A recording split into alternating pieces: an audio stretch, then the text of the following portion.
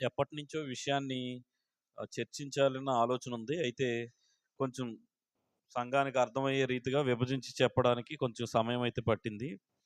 ఈరోజు ఈ విషయం పైన చాలా భిన్నాభిప్రాయాలు కలిగిన వారున్నారు. క్రైస్తవులు శ్రమ అనుభవించకూడదు లేదా వారికి శ్రమలు రాకూడదు అనే అభిప్రాయాన్ని వ్యక్తం చేసేసరికి కొంతమంది క్రైస్తవులు కూడా ఎలాంటి ఆలోచన విధానంలోకొచ్చారంటే, వాళ్ళ జీవితంలో ఏదైనా శ్రమ కలిగితే దాన్ని బహిర్గతంగా చెప్పడం వల్ల ఒకవేళ దేవుడు నాకు తోడుగా లేకపోవడం వల్ల ఈ శ్రమొచ్చిందని ప్రజలు అనుకుంటారేమోనని, వాళ్ళు చెప్పలేక, అలాగే శ్రమలో ఉండలేక సతమతమైపోతున్న జీవితాలు చాలామందున్నారు. ఇంకొంతమందయితే అసలిది సువార్త గురించొచ్చిందా? లేకపోతే నా వ్యక్తిగత లోపం వల్లొచ్చిందా? లేకపోతే అసలు నేను దేవునికి అవిధేయుడై ఉండడం వల్లొచ్చిందా? ఈ విషయాలు అవగాహన లేక వారు కూడా వారి శ్రమను ధైర్యంగా ఎదుర్కోలేకపోతున్నారు. మనం ఎప్పుడైతే శ్రమ పట్ల స్పష్టత ఉంటదో, ఒకవేళ అది సువార్త కొరకు వచ్చిందని అనుకోండి, దాన్ని సహించి దాని విజయాన్ని పొందుకోగలం. ఒకవేళ అది మన పొరపాట్ల వల్ల వచ్చిందని అనుకోండి, ఆ పొరపాటుని సరిచేసి విజయాన్ని పొందుకోగలం. ఒకవేళ అది ఎదుటివాడికి ఏదో నేర్పించడానికి, లేకపోతే మనల్ని బలపరచడానికి వచ్చిందని అనుకోండి, దాని ద్వారా మనం బలం పొందుకోగలం. కానీ ఎక్కడ క్రైస్తవులు కన్‌ఫ్యూజ్ అవుతున్నారంటే, అసలు ఇది ఎందుకొచ్చింది అన్నది, లేపోతే ఇది ఏ సందర్భం గురించొచ్చింది అన్నది వివేచన ఎందుకు కలగట్లేదనంటే, బోధించే బోధలు శ్రమల పట్ల వేరైన భిన్న స్వరాన్ని వినిపించేటట్టుగా ఉన్నాయి గనక. నేను ఆ మధ్య కాలంలో పరిచర్యల్లో గమనించిందేంటనంటే, కొంతమంది పడుతున్న శ్రమలను కూడా బయటికెందుకు చెప్పుకోవట్లేదనంటే, ఇప్పుడు దేవుడు నన్ను విడిచిపెట్టాడని వీళ్ళందరూ అనుకుంటారేమోనని వాళ్ళు దాన్ని వ్యక్తం చేసుకోవడానికి ఇష్టపడేవారు కాదు. కాబట్టి ఈరోజు స్పష్టంగా తెలుసుకుందాం. ప్రతి శ్రమ దేవుడు విడిచిపెట్టినట్టు కాదు. ప్రతి శ్రమలోనూ దేవుడు తోడుగా ఉన్నట్టు కూడా కాదు. కానీ ఈ రెండిటిని విభజిస్తేనే మనకు అర్థమవుతుంది. మీకు నేను బైబిల్‌లో ఒక 3 ఉదాహరణలు మంచి శ్రమల గురించి, 3 ఉదాహరణలు దేవుడు నేర్పించాలనుకుంటున్న శ్రమల గురించి, ముగ్గురు జీవితాలు మీ ముందు పెడతాను. అది నేను నోటి మాటతోనే చెబుతాను. ఎందుకంటే నేను చెప్పవలసిన విషయాలు ఇంకా చాలా ఉన్నాయి గనక. మొదటి 3 ఏంటనంటే మంచి శ్రమలు. ఇవి ఎలా ఉంటాయనంటే, యోసేపు జీవితంలో శ్రమ కలిగిందా? కలగలేదా? కలిగింది. ఎక్కడి నుంచి కలిగింది?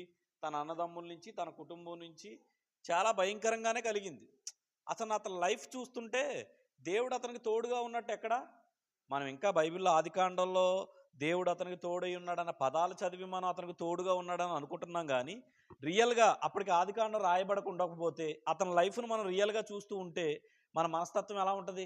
అసలు యోసేపుకు దేవుడు తోడుగా ఉన్నాడా అన్నట్టుగా అనిపిస్తది. మనం రాయబడిన లేఖనాలను బట్టి ఆ మనసు అసలు మనలోనికి రానివ్వట్లేదు.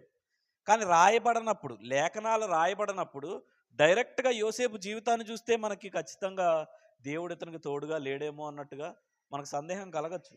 కానీ నేనంటాను, అతను ఏ మార్గం గుండా వెళ్తున్నా, అతను ఎలాంటి శ్రమల్లో ఉన్నా, అతను మంచిగా ఉన్నా, అతని జీవితం మీదకి నిందొచ్చినా కూడా ఆ శ్రమ అతని జీవితంలో చాలా మంచిది. మంచిదంటారా? కాదంటారా? కాబట్టి యోసేపు జీవితంలో కలిగిన శ్రమను మనం ఎలా టాలీ చేయొచ్చు? దేవుని అతనికి తోడుగా ఉన్నాడు. చిట్టచివరగా అతను విజయాన్ని చూడగలిగాడు గనక. కాబట్టి ఇది ఏ శ్రమ? ఇది మంచి శ్రమ. రెండవది యోబు జీవితంలో కూడా ఆలోచిద్దాం. యోబు జీవితంలో కలిగింది కూడా మంచి శ్రమ, చెడ్డ శ్రమ? మంచి శ్రమే. అది ఆరోగ్యకరమైన శ్రమే. ఎందుకు అనంటే ఆహ్, దేవుడు బైబిల్‌లో యోబు నోటితోనైనను పాపం చేయలేదు. ఈ మాటలు మనం చదివి చెప్పకూడదు. ఎందుకనంటే మనం రియల్‌గా చూసినప్పుడు దాన్ని గ్రహించి చెప్పాలి. యోబుకి ఆస్తి పోయిందంట. ఆస్తి పోగానే కొంచెం అనుమానం వస్తది గదా! ఏంటి గొడ్లు, గోదాలు అన్నీ ఒకేసారి పోయాయి. రెండవది ఎడ్లెత్తుకుపోయారు, గొర్రెలెత్తుకుపోయారు, ఒంటెలెత్తుకుపోయారు. ఒక్కొక్కటిగా పోతానే ఉన్నాయి. అప్పుడు ఏదో దేవుడు మొత్తుతున్నట్టుగా ప్రజలు ఊహిస్తారు. ఎంత విపరీతంగా అనుకుంటారంటే, దేవుడు పట్ల యోబు ఏదో పెద్ద పొరపాటే చేసుంటాడు. అదే కదా! ముగ్గురు స్నేహితులు కూడా వచ్చి ఎన్‌కౌంటర్ చేసింది ఆ విషయాల్లోనే గదా! నువ్వు ఎంత పెద్ద తప్పు చేసి ఉండకపోతే నీ జీవితంలో దేవుడు ఇలాంటిది అనుమతిస్తాడు. కాబట్టి ప్రతి భయంకరమైన పరిస్థితులను కూడా ఇది దేవునికి వ్యతిరేకమైన శోధన. లేకపోతే దేవుడే ఇతన్ని ఇలాంటి స్థితిలోనికి తీసుకువెళ్ళాడని చెప్పడానికి వీల్లేదు. చివరగా అతని పిల్లలు కూడా ఏమైపోయారు? వాళ్ళు కూడా చనిపోయారు. ఫైనల్‌గా దీన్ని బట్టైనా ఏమనుకుంటారు? అసలు యోబుకు దేవుడు తోడుగా లేడని దీంతోనైనా కన్ఫర్మ్ చేసుకోవచ్చు అని అనుకుంటారు. కానీ ఇలా కూడా మనం చెప్పడానికి వీల్లేదు. మరి ఎలా చెప్పాలి అని అంటే, యోబు జీవితాన్ని మొత్తాన్ని చూసినప్పుడు యోబును మరలా దేవుడు దర్శించాడు. యోబుతో ఇలా అన్నాడు, యోబు యుక్తముగా నా గురించి మాట్లాడినట్టుగా మీరు మాట్లాడలేదు అని చెప్పాడు. కాబట్టి ఇది మంచి శ్రమ, ఆరోగ్యకరమైన శ్రమేనా? అది మంచి శ్రమే. కానీ మనం చూసినప్పుడు ఏమనుకుంటాం? ఒంటెలు ఎత్తుకుపోయారంటే దేవుడు తోడుగా లేడు. గొర్రెలు ఎత్తుకుపోయారంటే దేవుడు తోడుగా లేడు. ఆ! మొత్తం ఆస్తంతా పోయిందనంటే దేవుడు తోడుగా లేడు. నీకు కుష్టొచ్చింది, లేకపోతే నీకేదో రోగం ఎక్కువగా దీని విషయంలోనే కదా మనం ఇబ్బంది పడతా ఉంటాం. ఏదో నాకు అనారోగ్యం చేసిందని అనుకోండి, వెంటనే ప్రజలందరూ అసలు ఇతనికి దేవుడు తోడుగా ఉన్నాడా లేదా? వెంటనే అపవాది లింక్ ఎక్కడికి పెడతాడనంటే, అసలు దేవునితో ఇతనికి సంబంధం ఉందా లేదా? లేకపోతే రెండవది, ఏదన్నా చిన్న యాక్సిడెంట్ అయ్యిందనుకోండి, వెంటనే అసలు దేవుడు ఇతనితో ఉన్నాడా లేదా? కాబట్టి ప్రతిదాన్ని కూడా దేవుడు తోడుగా లేడని చెప్పడానికి వీల్లేదు. ప్రతిదాన్ని కూడా దేవుడు తోడుగా ఉన్నాడని చెప్పడానికి కూడా వీల్లేదు. కానీ వాళ్ళ జీవితాలను పరిశీలించినప్పుడు వాళ్ళు యోగ్యకరంగా ముందుకు వెళ్తూ శ్రమ వస్తే ఖచ్చితంగా అది ఆరోగ్యకరమైన శ్రమే. అది వాళ్ళకి విజయాన్ని ఇవ్వబోతుంది. ఇద్దరు గురించి చెప్పాను కదా. మొదటిది ఎవరు? యోసేపు. రెండవది యోబు. మూడవది మన ప్రభు అయిన యేసుక్రీస్తు వారు. ఆయన జీవితంలో ఎన్ని శ్రమలు అనుభవించలేదు? ఆయన జీవితంలో తండ్రిని గురించి దూషించారు, తల్లిని గురించి దూషించారు, ఆయన దెయ్యం పట్టినవాడు అని అన్నారు, ఆయన రాళ్లతో కొట్టడానికి కూడా వచ్చారు, ఆయన్ని చివరాఖరికి పట్టుకుని సిలువ కూడా వేశారు. ఈ శ్రమలన్నీ ఏంటి? యోగ్యకరమైనవా, అయోగ్యకరమైనవా? యోగ్యకరమైనవి. కాబట్టి ఈ 3 ఉదాహరణలు బట్టి నేను ఒకటి చెప్పాలనుకుంటున్నాను. ఏంటనంటే, ఆ వ్యక్తి జీవితాన్ని పరిశీలించి ఇది ఎందుకోసం వచ్చిందో వివేచించాలి తప్ప, ఒక్క శ్రమను మాత్రమే చూసి ఆ వ్యక్తి జీవితంలో దేవుడు తోడుగా లేడని చెప్పడానికి వీల్లేదు. మరి ఒక 3 దేవుడు అనుమతించే శ్రమలు ఉన్నాయి. వాటిని మనం యోగ్యకరమైనవి ఎంచకూడదు. వాటికి కూడా 3 ఉదాహరణలు ఇస్తాను నేను బైబిల్లో నుంచి. అందులో మొదటిది కొత్త నిబంధన నుంచి నేను వెనక్కి రావాల్సి వస్తే ఇస్కరియోతు యోధా ఉన్నాడు. అతని జీవితంలో భార్య విధవరాలయ్యింది, పిల్లలు తండ్రి లేని వారయ్యారు, అతనికి నివాసము లేదు. వాళ్ళ ఇలా ఉంది కీర్తన గ్రంథంలో, వారి బిడ్డలు భిక్షం ఎత్తుకుందరు అని ఉంది, జాలి చూపేవాడే ఉండకుందురు అని ఉంది. ఎంత దయనీయంగా ఉంది కుటుంబం. దీన్ని యోగ్యమైన శ్రమ అని ఎంచచ్చా? ఎంచకూడదు. ఎందుకనంటే అది తన సొంత పొరపాటు వలన, తప్పిదం వలన జరిగింది గనక. దీన్ని మరలా దేవుడు ఇస్కరియోతు యోధా కుటుంబానికి విశ్వాసాన్ని నేర్పించడానికి చేస్తున్నాడని అనకూడదు. అతను చేసిన పొరపాట్ల వల్ల, అతను తీసుకున్న నిర్ణయాల వల్ల ఆ శాపం అనేది ఖచ్చితంగా అతని జీవితంలోనికి వచ్చింది. ఈ శాపం ఏ శాపం? దేవుడు అంగీకరించిందా, అనుమతించిందా, లేదా దేవుని ఉగ్రతలో నుంచి వచ్చిందా?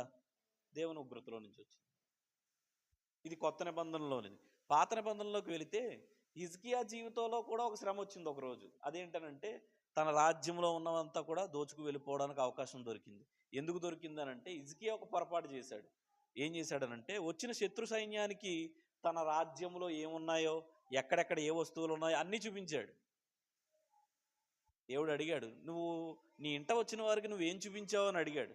అసలు ఆ ఇంటకు వచ్చిన వాడి గురించి దేవుని దగ్గర అడగవలసింది పోయి, దేవుని దగ్గర సలహా తీసుకోవాల్సింది పోయి, తానే అత్యుత్సాహంతో తన రాజ్యంలో ఉన్న బలము, బలహీనత అన్నీ చూపించాడు. వెంటనే వాడు వెళ్ళి పొరుగు రాజుకి ఇన్ఫర్మేషన్ ఇచ్చి హిజ్కియా మీద దాడి చేయిస్తాడు. ఈ శ్రమకి ఎవరు కారణం? అతనే కారణం. ఇది దేవుని వల్ల వచ్చింది, దేవుడు హిజ్కియాని పరీక్షిస్తున్నాడు అని అనొచ్చా? అలా కూడా అనకూడదు. ఇంకా మూడవది, లోతు జీవితంలో కూడా వెళ్దాం. లోతు జీవితంలోకి వెళితే సొదొమ గొమొర్రా పట్టణానికి వెళ్ళి అంతా నష్టపోయాడు. భార్య ఉప్పు స్తంభం అయిపోయింది, పిల్లలు అక్కడే నాశనం అయిపోయారు, 2 ఆడపిల్లలు తప్పించి మిగతా వాళ్ళందరూ కూడా అక్కడే నాశనం అయిపోయారు, ఆస్తి అక్కడే పోయింది, తనకున్న పలుకుబడి అన్నీ కూడా కట్టు బట్టలతో ఆయన బయటకు వచ్చాడు. దీన్ని అనొచ్చా ఇది యోగ్యమైన శ్రమ అని? కాదు. ఎందుకనంటే, ఫస్ట్ అతను అబ్రహామును విడిచిపెట్టడమే అతను చేసిన తప్పు. అతను తీసుకున్న నిర్ణయమే అతను చేసిన తప్పు. కాబట్టి ఏది కూడా మొదటి మూడింటిని ఇది దేవుడు విడిచిపెట్టిన శ్రమ అని అనకూడదు, చివరి మూడింటిని ఇది దేవుడు తోడుగా ఉన్న శ్రమ అని కూడా అనకూడదు. ఎందుకంటే వారి జీవితాలని పరీక్షించినప్పుడు మనం ఆ వివేచన అనేది పొందుకోగలుగుతాం. కాబట్టి నేనేం చెప్తున్నానంటే, క్రైస్తవులు శ్రమ పడచ్చా, శ్రమ పడకూడదా అని అంటే, క్రైస్తవులకు శ్రమలు కలుగుతాయి.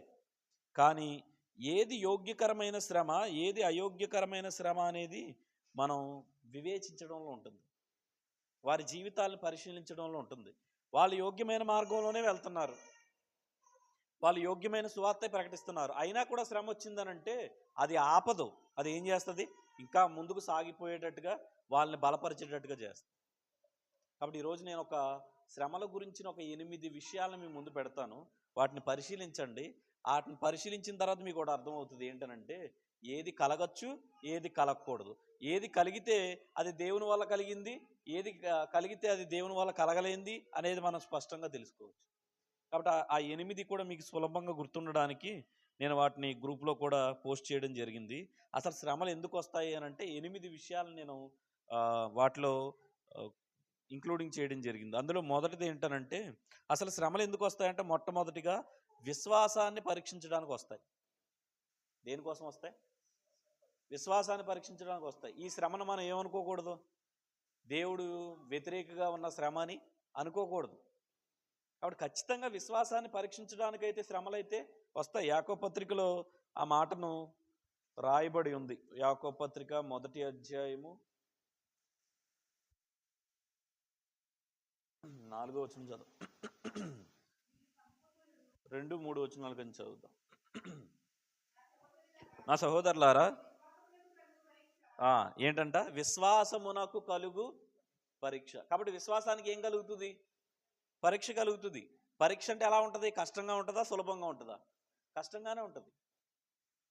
కాబట్టి శ్రమలు ఎందుకు వస్తాయి అని అంటే ఫస్ట్ది మొట్టమొదటిది ఏంటనంటే విశ్వాసాన్ని పరీక్షించడానికి వస్తాయి. ఇది ఆరోగ్యకరమైన శ్రమేనా? దేవుడు నాశనం చేయాలనా లేకపోతే మనల్ని వృద్ధిపరచాలనా? వృద్ధిపరచాలని.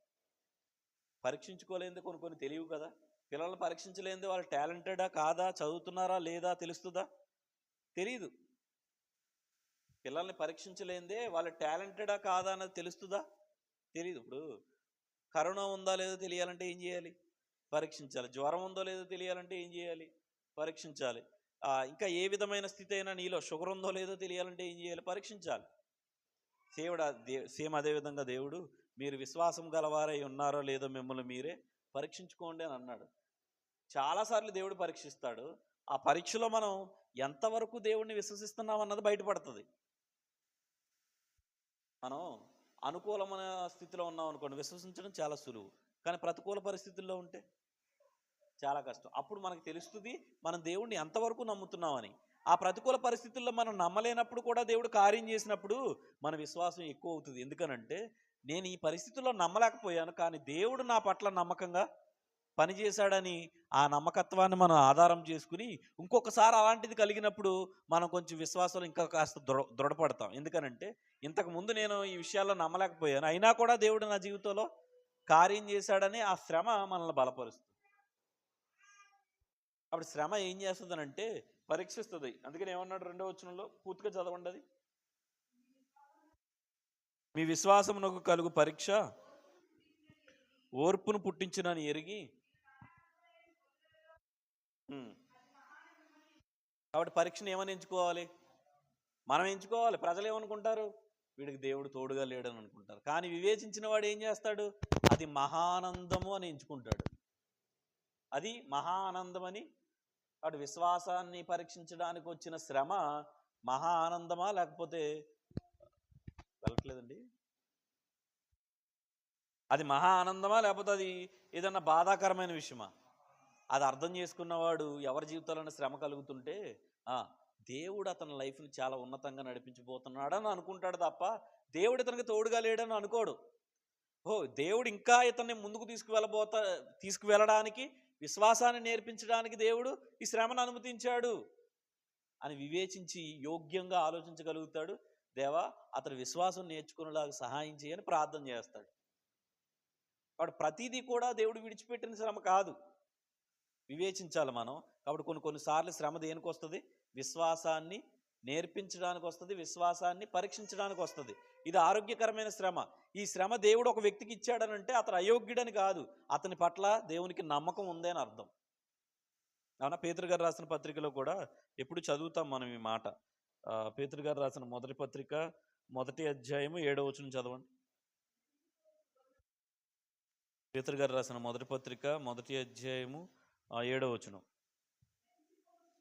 నశించిపోవు సువర్ణము అగ్ని పరీక్ష వలన శుద్ధపరచబడుచున్నది కదా, దానికంటే అమూల్యమైన మీ విశ్వాసము ఈ శోధనల చేత పరీక్షకు నిలిచినదై యేసుక్రీస్తు ప్రత్యక్షమైనప్పుడు మీకు మెప్పుయు మహిమయు ఘనతయు కలుగుటకు కారణమగును. దేనికి వస్తుందనంట? అది మెప్పు మహిమ ఘనత తీసుకురావడానికి వస్తుంది. అది ఎందుకు పరీక్షించబడుతుంది? మనల్ని మరింత మేలుకరంగా మార్చడానికి.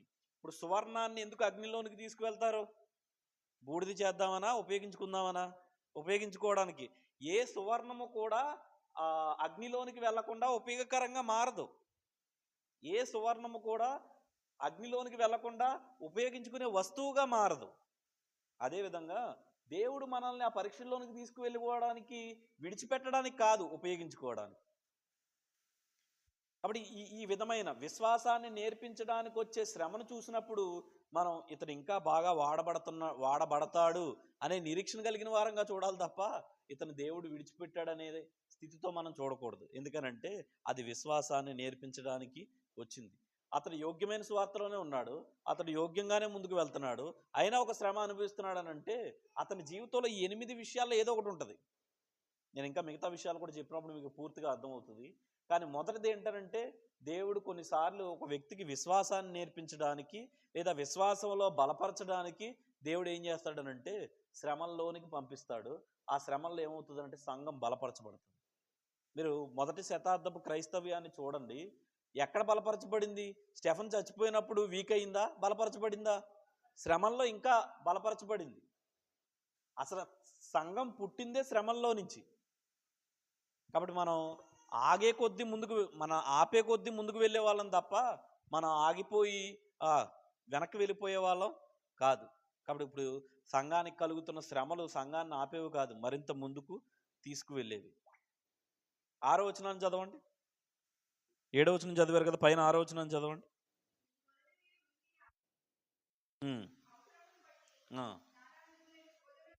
దేన్ని బట్టి అంట? అవసరం ఉందానా, అవసరం లేదనా? మాటను బట్టి. అవసరమును బట్టి అని అంటే అవసరం ఉంది. కాబట్టి ఒక వ్యక్తి జీవితంలో శ్రమ కలగగానే, ఒక వ్యక్తి జీవితంలో చిన్న ఇబ్బంది కలగగానే వెంటనే మన థాట్ను అపవాది ఎక్కడ తీసుకువెళ్తాడనంటే అసలు దేవుడు ఇతనికి తోడై ఉన్నాడా లేడా, దేవుడు ఇతనితో ఉన్నాడా లేడా, ఏదన్నా చిన్న యాక్సిడెంట్, ఏదన్నా చిన్న విపత్తు, ఏదన్నా చిన్న అనారోగ్యం, ఏదన్నా చిన్న స్థితిగతులు అని మనకుగా ఒక దృఢత్వం కలిగి ఉండాలి. నేను ఖచ్చితంగా దీన్ని జయించి బయటికి వస్తాను, మరింత విశ్వాసంతో నేను ముందుకు వెళ్తాను. అప్పుడు కొన్ని విశ్వాసాన్ని నేర్పించడానికే తప్ప మనల్ని తీసుకువెళ్ళిపోవడానికో లేకపోతే మనల్ని నాశనం చేయడానికో రావు. దేవుడు ఆ అనుమతులు ఇవ్వడు. అప్పుడు మొదటిది ఏంటి? విశ్వాసంలో మొదటిది ఏంటి? శ్రమల్లో. శ్రమ ఎందుకు వస్తుంది? విశ్వాసాన్ని నేర్పించడానికి వస్తుంది, పరీక్షించడానికి వస్తుంది.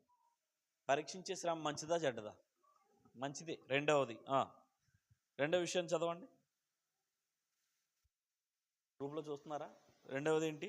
మనం చేసుకునే పనులను బట్టి కూడా మనకు శ్రమలు వస్తాయి. ఇది మంచిదా చెడ్డదా? ఇది చెడ్డది. ఎందుకనంటే కొన్నిసార్లు శ్రమలు మనం చేసుకునే పొరపాట్ల వల్ల మనకు వస్తాయి.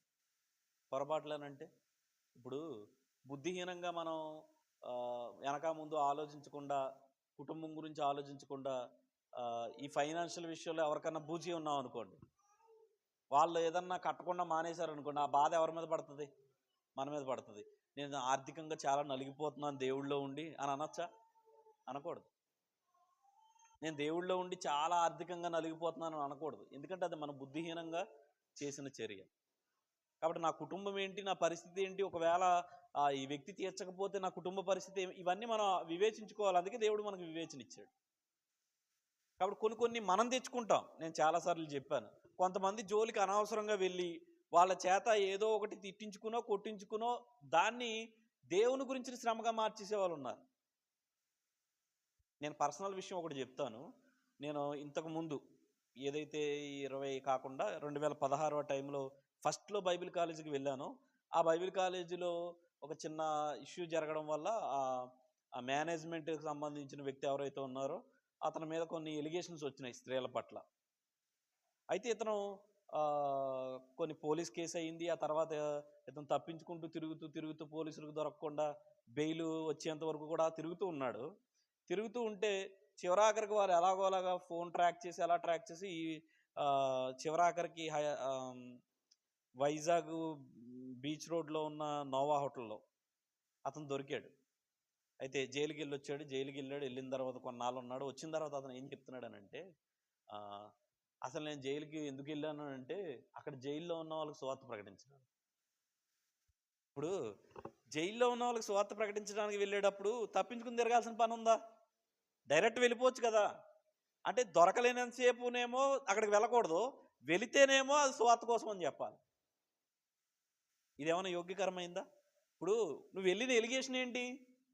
అది చాలా భయంకరమైన ఎలిగేషన్ కదా అది, అవునా? ఆ విషయంలో వెళ్ళి మళ్ళీ దాన్ని దేవునికి నేను దేవుని సువార్త కోసం వెళ్ళాను అన్యాయంగాను అని చెప్పి అని అనకూడదు. కొంతమంది ఉంటారు, ఇది రియల్గా జరిగిన సంఘటన. వాళ్ళు స్టేజ్లు పెట్టి మైకులు పెట్టి వాళ్ళు ఏం చేస్తారనంటే అక్కడ అన్ని దేవతల గుళ్ళు ఉన్నాయని తెలుసు, ఇతను చెప్పుకోవాల్సిన ప్రభు గురించి గొప్పగా చెప్పుకోవచ్చు కదా. వాళ్ళు చూస్తున్నారనే కావాలని వాళ్ళ విగ్రహాల గురించి మాట్లాడడం అవసరమా? యుక్తంగా ఆలోచించాలి కదా. అవును, వాళ్ళ విగ్రహం వట్టిదే, అయినా కూడా దాని గురించి నువ్వు మాట్లాడవలసిన విధానం అయితే అది కాదు. నీ దేవుడు గొప్పతనం గురించి నువ్వు చెప్పాలి. ఇప్పుడు 2 వస్తువులు ఉన్నాయండి, ఒకటి మంచిది, ఒకటి చెడ్డది. చెడ్డదాని గురించి మనకెందుకు? దేవుడు ఎలా ఎలా మాట్లాడతాడు? వెలుగు కలుగును గాక అని అంటాడు తప్ప చీకటి గురించి మాట్లాడ్డా ఆయన. మనం ఏం చెప్పాలి? ఈ వస్తువు మంచిదంటే చాలు. రెండవ దాని గురించి చెప్పాలి, ఇది చెడ్డది, ఇది పురుగులు పట్టి, ఇవన్నీ మనకు అవసరం లేదు. ఏది మంచిదో అది చెప్తే చాలు. అతను అలా మాట్లాడేసరికి మొత్తం ఆ గుడి దగ్గర కూర్చున్న మొత్తం ఆ పెద్దలందరూ కూడా వచ్చి అతను కాలర్ పట్టుకుని చెడామడా అటు ఇటు కొట్టి పోలీస్ స్టేషన్లో పాడేస్తే అతను బయటకు వచ్చాక చెప్తాడు కదా, నేను క్రీస్తు కొరకు శ్రమపడి జైలుకి వెళ్ళొచ్చానని. అలా చెప్పచ్చా? కాబట్టి కొన్ని మన బుద్ధిహీనత వల్ల, మన అవిధేయత వల్ల, మన అబద్ధాలు ఆడడం వల్ల, మనం విపరీతంగా ప్రవర్తించడం వల్ల, మనం నోటి దురుసు వల్ల, మన ఏమంటారు లో లో లోభత్వం వల్ల కొన్ని శ్రమలు వస్తాయి. ఇవన్నీ దేవునికి ఆపాదించకూడదు. పేతురు గారు కూడా దీని గురించి ఒక మంచి మాట ఆయన రాయించారు. ఆ మాటే ఆధారం నిజంగా ఎలాంటి శ్రమలు మనం పడకూడదని చెప్పడానికి. మొదటి పేతురు గారు రాసిన మొదటి పత్రిక 4వ అధ్యాయం 15వ వచనం. మీలో ఎవడును నరహంతకుడుగా గాని, దొంగగా గాని, దుర్మార్గుడుగా గాని, పరుల జోలికి పోవువాడుగా గాని బాధపడాలా? బాధ అనుభవించకూడదా? బాధ అనుభవించకూడదు. ఆ శ్రమ రాకూడదు నీకు. ఆ రీతిగా అయితే మాత్రం నువ్వు ఎవరినో హత్య చేసి నేను ప్రభు కోసం జైలుకి వెళ్ళాను అనకూడదు. నేను ప్రభు కోసం ఒకటి కొట్టి చంపేశానని అనకూడదు. ప్రభు కొట్టి చంపేమని బోధ చేయలేదు. ఎంత చక్కగా రాయించాడు. ఎవడైనా పరుల జోలికి పోవాడుగా కానీ, ఇంకేమన్నాడు? దుర్మార్గుడుగా కానీ, దొంగగా కానీ. నేను దొంగతనం చేసి ఏమంటే ఈ డబ్బుతో ఏం చేద్దాం అనుకున్నాను, మీటింగ్లు పెడదాం అనుకున్నాను, ఇదేమి నా కోసమేమి దొంగతనం చేయలేదు కదా అని అనకూడదు. నేను జైలుకి వెళ్ళి వచ్చింది దేనికోసం అని అంటే దొంగతనం చేశాను. దొంగతనం ఎందుకు చేశానో తెలుసా? అసలు నేను క్రిస్మస్ మీటింగ్ పెట్టించాలనుకున్నాను, అందుకని డబ్బులు లేవు, అందుకని దొంగతనం చేస్తే ఇచ్చాను అంతే. ఇది క్రీస్తు గురించిన శ్రమ అని అనకూడదు.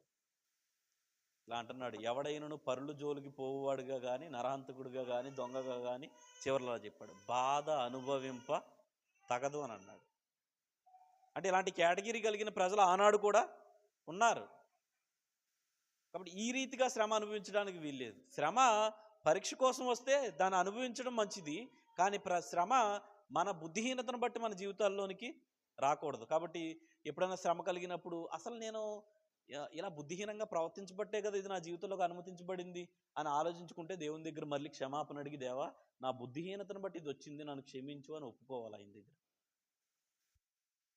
అవునా? దావీదు జీవితంలో ఒక బుద్ధిహీనమైన చర్య చేశాడు ఒకరోజు. ఏంటి?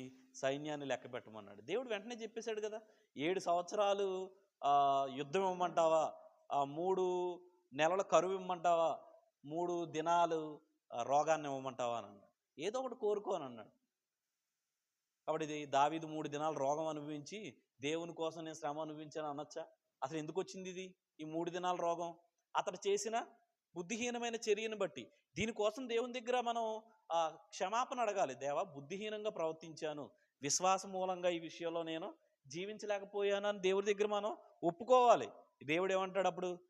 అతిక్రమములు దాచిపెట్టువాడు వర్ధిల్లడు గాని దాన్ని ఒప్పుకొని విడిచిపెట్టువాడు కనికరం పొందుకుంటాడు. అది విశ్వాసం నేర్చుకోవాల్సింది. కాబట్టి బుద్ధిహీనతను కూడా ఎప్పుడు కవర్ చేయకూడదు. నేను ఈ విషయంలో బుద్ధిహీనంగా ఉన్నానని చెప్పాలి. ఎవరి దగ్గర చెప్పినా చెప్పకపోయినా కూడా ఖచ్చితంగా దేవుని దగ్గర అయితే నీ బుద్ధిహీనతను ఖచ్చితంగా చెప్పాలి. ఎందుకనంటే మనం కనికరం పొందుకోవాల్సిన వారం. రెండవది ఎలాంటి శ్రమ పడకూడదు. పనులు మనం చేసుకునే పనులు బట్టి మనం శ్రమ పడకూడదు. మూడవది చూడండి. శ్రమలు ఎందుకు వస్తాయనంటే మనము ఇతరులను శ్రమలు వస్తాయి. ఇది కొంచెం వేరుగా ఉంది కదా ఈ మాట. అసలు ఇతరులను ఆదరించడానికి మనకు శ్రమలు రావడం ఏంటి? దేవుడు కొన్నిసార్లు మనల్ని ఏం చేస్తాడనంటే ఇతరులను ఆదరించడానికి ఆ స్థితిగతులను ఫేస్ చేసే కృపను దేవుడు మనకిస్తాడు. దీన్ని ఇంకా అనుభవపూర్వకంగా మాట్లాడాల్సి వస్తే ఇలా అడుగుతాను. ఒక ప్రసవ వేదన పడుతున్న స్త్రీ ఉందనుకోండి, ఆవిడ దగ్గరికి భర్త వెళ్ళి, ఎందుకు అలా అరుస్తున్నావు, కాస్తంత ఓర్చుకోలేవా అని అంటే ఎలా ఉంటుంది ఆవిడకి? కొంచెం ఆ బాధలో భర్త అన్న రెస్పెక్ట్ కూడా లేకుండా ఎలా ఉంటుంది, నీకేం తెలుసు, నా బాధ అంతా అసలు ఇదంతా నీ వల్లే వచ్చిందని అంట. అవునా? పోనీ ఒక గొడ్రాలు వెళ్ళి, ఎందుకు అలా అరుస్తున్నావు, కాసేపు నిశ్శబ్దంగా ఉండు. మరి పిల్లలు కనేటప్పుడు ఆ మాత్రం నొప్పి ఉండదు ఏంటి అన్నది అనుకోండి, అప్పుడు ఆవిడని కూడా ఏమని అంటాం, అసలు నీకు కంటే నీకు తెలుద్దు అని అంటాం కదా. కానీ అదే ఒక 4-5 పిల్లల కన్నా తల్లి వెళ్ళి మాట్లాడింది అనుకోండి, అమ్మ నేను కూడా ఈ బాధ అనిపించాను, ఏమీ కాదు, ఇది జస్ట్ ఒక 10 నిమిషాలు 5 నిమిషాలు ఉంటుంది, ఆ తర్వాత నీ బిడ్డను చూసుకుని నువ్వు సంతోషిస్తావనంటే నేను అడుగుతాను, ఈ ముగ్గురులో ఎవరి మాట ఆమోదయోగ్యం కాబట్టి అంగీకరించగలదు? ఆల్రెడీ ఆ బాధను అనుభవించిన ఆవిడ మాట్లాడితే మనం కొంచెం ఆదరణ పొందుకోగలుగుతాం. మనం కూడా ఎవరైనా మనం కొత్తగా ఫేస్ చేస్తున్న ప్రాబ్లంని ఆల్రెడీ ఫేస్ చేసిన వాళ్ళు ఉన్నారనుకోండి, వాళ్ళు మాట్లాడుతున్నప్పుడు మనకు కొంచెం ఆదరణ కలుగుతుంది. నేను కూడా కొంతమంది ఇళ్ళకి వెళ్ళినప్పుడు వాళ్ళ భార్యలు చనిపోయిన వాళ్ళు, వాళ్ళ పిల్లలు చనిపోయిన వాళ్ళ దగ్గరికి వెళ్ళినప్పుడు దేవుడు నా నోట ఇదే మాట ఉంచుతాడు. నేను కూడా అలాంటిది ఒకటి ఫేస్ చేశాను. రాజమండ్రిలో మన సహోదరులు ఒక ఆయన ఉంటారు, మన పరిచర్యలో ఉండేవారు. ఆయన కుమార్తె సంస్కరణ కార్యక్రమానికి వెళ్ళినప్పుడు నేను ఇదే మాట చెప్పాను. నేను కూడా ఈ కుటుంబంలో ఈయనకున్న అనుభవాలు నేను కూడా కలిగిన వాడిని. నేను ఆ మాట చెప్పినప్పుడు నిజంగా 2-3 వచ్చి నా దగ్గర చెప్పారు. ఏంటనంటే నిజంగా ఆ మాట మాకు చాలా బాగా అనిపించింది, మా హృదయాలకు చాలా ఆదరణ కలిగింది. ఇక్కడ మన రామచంద్రపురంలో కూడా ఒక వ్యక్తి తన భార్యను కోల్పోయినప్పుడు ఆ గృహంలో కూడా ఈ మాట చెప్పాను నేను. అవును, ఒక స్త్రీని కోల్పోవడం, ఒక బిడ్డను కోల్పోవడం, లేదా ఒక ముఖ్యమైన వ్యక్తిని కోల్పోవడం మన జీవితాల్లో బాధే. కానీ దేవుడు భవిష్యత్తునిస్తాడు. అప్పుడు జరిగిన దాని గురించి ఆలోచిస్తే ముందున్న భవిష్యత్తును నాశనం చేసుకుంటాం. కానీ జరగవలసిన దాని గురించి ఆలోచిస్తే ముందు వీళ్ళందరినీ కూడా చక్కబెట్టుకుంటాం. అలా దేవుడు నా జీవితంలో కలిగిన కొన్ని సంఘటనలను వాళ్ళకి వివరించేసరికి దానిలో నుంచి దేవుడు నన్ను ఎలా బయటికి తీసుకొచ్చాడో, మరలా బిడ్డను ఎలా కలగజేశాడు, ఇవన్నీ వాళ్ళకి చెప్పేసరికి వాళ్ళు ఆదరణ పొందుకునేవారు. మళ్ళీ సేమ్ అదే సందర్భానికి అదే సంవత్సరానికి దేవుడు ఎలా మరలా కార్యం చేశాడో ఇవన్నీ వాళ్ళని ఆదరించేవి. కాబట్టి కొన్నిసార్లు మన జీవితంలో కలిగిన శ్రమ అనేకులను ఆదరించడానికి అవకాశంగా ఉంటుంది. మన జీవితంలో కలిగిన ఇబ్బంది అనేకులకు చెప్పడానికి కూడా అవకాశంగా ఉంటుంది. దీని గురించి కూడా బైబిల్లో ఈ మాట ఉంది. హెబ్రీలకు రాసిన పత్రిక 2వ అధ్యాయము 18వ వచనం.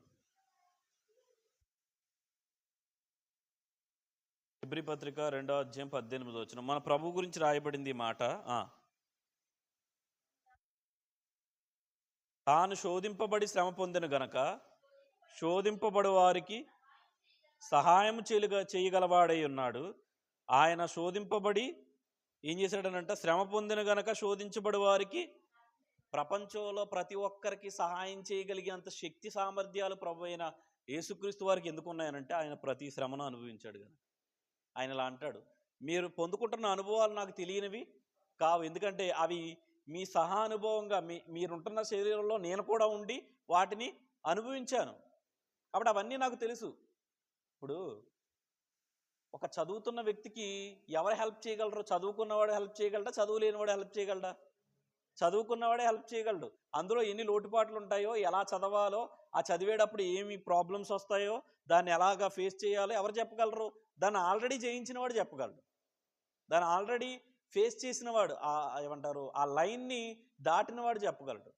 మన ప్రభు కూడా ఎలాంటి వాడనంట, మనతో సహా శ్రమ అనుభవం కలిగిన వాడు గనక ఆయన ప్రతి విషయంలో కూడా సహాయం చేయగలడు. ఈవెందో అపోస్తుల కార్యాల్లో కూడా అపోస్తులకు శ్రమలు రావడం ఎందుకు వచ్చినాయి అనంటే వాళ్ళు ఇతరులను బలపరచడానికి. దాన్ని పౌలు గారు కొరింథీయులకు రాసిన పత్రికలో రాస్తూ, కొరింథీయులకు రాసిన 2వ పత్రిక 1వ అధ్యాయం 4వ వచనం చదవండి. కొరింథీయులకు రాసిన 2వ పత్రిక 1వ అధ్యాయం 4వ వచనం. దేవుడు మమ్మను ఏ ఆదరణతో ఆదరించుచున్నాడో ఆ ఆదరణతో ఎట్టి శ్రమలలో ఉన్న వారినైనను ఆదరించుటకు శక్తి గలవారమగునట్లు ఆయన మా శ్రమ అంతటిలో మమ్మను ఆదరించుచున్నాడు. ప్రభు వాళ్ళని ఆదరించాడంట శ్రమల్లో. ఆ ఎక్స్పీరియన్స్ ఎందుకంట? వాళ్ళు ఇతరులను ఆదరించడానికి. అవునా? కాబట్టి కొన్నిసార్లు శ్రమలు ఎందుకు వస్తాయి? ఈ అనుభవాలు ఇంకొంతమందిని నిలబెట్టడానికి, బలపరచడానికి, స్థిరపరచడానికి. అసలు సేవలో ఏ శోధన అనుభవం, శ్రమ అనుభవం లేకుండా ఎవరైనా శోధించబడుతుంటే ఇతను వెళ్ళి అతనికి సహాయం చేయగలడా? అసలు విశ్వాసంలో ఎలాంటి ఒడిదుడుకులు ఉంటాయో ఫేస్ చేయకుండా, అసలు సూటిపోటి మాటలు ఎలా ఉంటాయో, మనం చెయ్యని దాన్ని కూడా చేస్తే చేశాము, లేకపోతే మన విధానాన్ని వేరుగా మాట్లాడుతున్న ఒక్కరపు మాటలు ఎలా ఉంటాయి, ఇవన్నీ ఫేస్ చేయకుండా మనకేమన్నా ఆ పెయిన్ తెలుస్తుందా? కొంతమంది ఇలా అంటారు, ఏమనంటే, ఎందుకమ్మా అంత బాధపడిపోతున్నావు అనంటే, నన్ను అన్నారు, నిన్నంటే తెలుస్తున్నాను అంటారు. అవునా? అంటే అర్థం ఏంటి? ఆ బాధ ఏంటో నాకే తెలుసు, ఎందుకంటే నన్నే అన్నారు కాబట్టి. నిన్నంటే ఆ బాధ ఏంటో తెలిసేది. కాబట్టి మన అనుభవాలు కొన్ని ఎందుకు వస్తాయి అనంటే, కొన్ని బంధువుల దగ్గర నుంచి ధిక్కరణలు, కొంతమంది రక్త సంబంధుల దగ్గర నుంచి ధిక్కరణలు, కొంతమంది మనతో ఉన్నవారే మనకు వేరుగా ఉండే ఇవన్నీ ఎందుకు కలుగుతాయి అనంటే, ఇవన్నీ రాబో కాలంలో పరిచర్ని స్థిరపరిచిన తర్వాత సంఘంలో ఉంటున్న వారు ఫేస్ చేస్తున్నప్పుడు ఈ సంఘటనలన్నిటినీ మనం తీసుకుని ఇలా ఇలా జరిగింది కదా, అయినా దేవుడు మనల్ని విడిచిపెట్టాడా? ముందుకు తీసుకువెళ్ళాడు కదా, కాబట్టి ఈ అన్యాయాన్ని ఓర్చుకో, దేవుడు నీకు సహాయం చేస్తాడు. సంఘానికి సహాయం చేశాడు కదా, సేవకుడి జీవితానికి సహాయం చేశాడు కదా. మన సంఘంలో ఉంటున్న పలానా బ్రదర్ జీవితంలో ఎన్నో ఇలా జరిగాయి, అతను కూడా ఓర్చుకున్నాడు కదా, అయినా కూడా అతని జీవితాన్ని దేవుడు నిలబెట్టాడు కదా. ఇవన్నీ ఏంటి అనంటే, ఇతరులను నిలబెట్టడానికి, వారిని ముందుకు తీసుకువెళ్ళడానికి, బలపరచడానికి కూడా ఇవన్నీ చాలా బలముగా అవసరమయ్యే విషయాలు. వాళ్ళని ఎవరు ఆదరిస్తున్నారంట? దేవుడు ఆదరిస్తున్నాడంట. ఈ ఆదరణ పొందుకున్న వీళ్ళు తమ శిష్యుల్ని లేదా మిగతా వారిని, ఇందాక అపోస్తుల కార్యాల్లో చదివాం కదా, పౌలు గారు ఏమంటున్నారు, ఇలాంటి శ్రమలు అనేకమైనవి పొందుకొని మీరు దేవుని రాజ్యంలో ప్రవేశించాలని శిష్యుల హృదయములను దృఢపరిచారని రాయబడింది. కాబట్టి శ్రమలు ఎందుకు వస్తాయంటే కొన్నిసార్లు మనం ఇతరులను ఆదరించడానికి వస్తాయి. మన లైఫ్లో దాన్ని ఫేస్ చేసే బలాన్ని ఇవ్వడానికి వస్తాయి. అది ఫేస్ చేసిన తర్వాత ఇంకా దాటవలసిన వారు ఉన్నారు, అలాంటి స్టేజ్లు దాటవలసిన వారు ఉన్నారు. వాళ్ళు మనతో ఫెలోషిప్ చేస్తున్నప్పుడు, ఈ సమస్యలో ఉన్నానన్నప్పుడు మన జీవితంలో అదే సంఘటన మనం ఎలా ఫేస్ చేశామో ఆ బలమైన మాటలు వాళ్ళకి చెప్పగలుగుతాం. వివాహం గురించి, వివాహం అయిన వాళ్ళు బాగా చెప్తారా, వివాహం కాని వాళ్ళు బాగా చెప్తారు? అయిన వాళ్ళు ఆ ఒడిదుడుకులు ఏంటో తెలుసు కాబట్టి ఖచ్చితంగా చెప్తారు. ఏముంటాయి, బయట నుంచి చూసినోడికి ఎలా కనపడుతుంది, వివాహం కానివాడికి ఎలా కనపడుతుంది, అంత పచ్చగానే కనపడుతుంది. కానీ ఆ లోతుల్లోకి వెళ్ళిన వాడికి తర్వాత ఎలాంటి స్పందనలు ఎదుర్కోవాలి, పిల్లలు వచ్చిన తర్వాత ఎలా ఎదుర్కోవాలి, తర్వాత ఆర్థిక పరిస్థితులను ఎలా ఎదుర్కోవాలి, తర్వాత ఈ పిల్లలు రాగానే భార్య భర్తల్లో ఎలాంటి ఇరుకులు, చిరాకులు ఇవన్నీ మొదలవుతాయి. అటువంటి టైంలో ఎలా ఫేస్ చేయాలి, ఇవన్నీ కూడా ఆ అనుభవాలతో, ఆ శ్రమల గుండా వెళ్ళడం ద్వారా మనం పొందుకుంటాం. ఈవెన్తో కుటుంబాన్ని ముందుకు తీసుకువెళ్తున్నాం అనుకున్నగా అది కూడా ఒక అనుభవమే కదా. కానీ మనకెలా అనిపిస్తూ ఉంటుంది, అప్పుడప్పుడు చిన్నప్పుడు ఇలా అనేవారు, రే ఇప్పుడు ఉన్నట్టుగా ఏమి అన్నదమ్ముల్లో ఏమి ఇది ఉండదు, లేకపోతే పరిస్థితులన్నీ ఇప్పుడులాగా ఒకేలాగా ఉండవు, భార్య వచ్చిన తర్వాత, పిల్లలు వచ్చిన తర్వాత ఎవరి కుటుంబ బాధ్యతలు వాళ్ళకే ఉంటాయి. ఇవన్నీ వింటున్నప్పుడు ఎలా ఉంటాయి, మేము అలా కాదులే, మేము ఇలా ఉండవులే అని అనుకుంటూ ఉంటారు. కానీ ఎవరి కుటుంబాలు వాళ్ళకి ఏర్పడిన తర్వాత అదేదో తప్పని నేను అంటలేదు, వాళ్ళ బాధ్యతలు అలా నడిపిస్తాయి వాళ్ళని. కాబట్టి అనుభవాలు ఏంటనంటే మన ఇతరులకు నేర్పించడానికి, ఇతరులను ఆ యొర్దానులు దాటించడానికి అవి ఉపయోగపడతాయి. అందుకనే దేవుడు బైబిల్‌లో ఎప్పుడూ కూడా ఆహ్, ఇశ్రాయేలు ఆచారాల్లో ఏదన్నా ఒక పొలాన్ని దున్నాలంటే ఒక సీనియర్ ఎద్దుని, ఒక జూనియర్ ఎద్దుని రెండిటిని కలిపి వాళ్ళు దున్నే భూమిని నడిపిస్తారు. ఎందుకనంటే ఈ జూనియర్ ఎద్దుకేమో వేగంగా వెళ్తది. కానీ ఈవిడికి సీనియర్ ఎద్దుకి తెలుసు కదా! ఎలా దున్నాలో, ఎలా చేయాలో. అది దాన్ని పక్కకు లాగుతూ గాడిలో పెడుతూ అది నేర్పిస్తూ ఉంటుంది.